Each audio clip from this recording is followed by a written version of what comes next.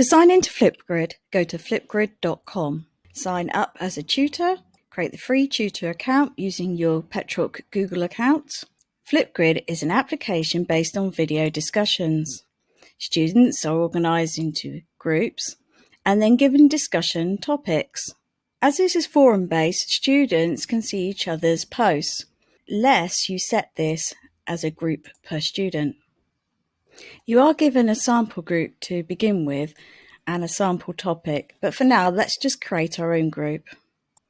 For the permissions, we're going to use the student email tab and write in @petroc.ac.uk to make sure that Flipgrid can only be used for your settings with people within Petroc domain, and create the group. You can share to the Google Classroom, choose your classroom.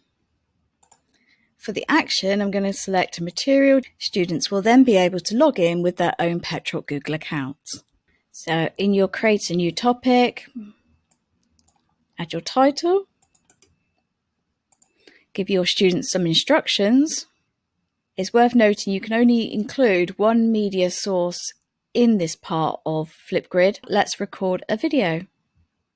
So within the video screen, you've got options and you've got effects and you've got the record button.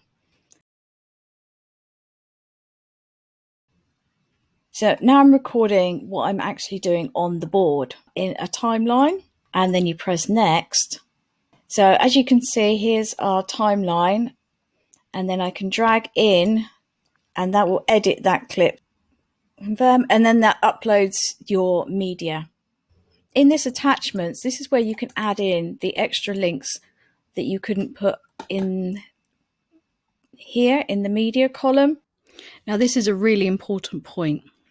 If you want your students to submit a discussion into the Google Classroom as an assignment, they will not be able to if you haven't agreed to the moderation, or you can decide to turn this off.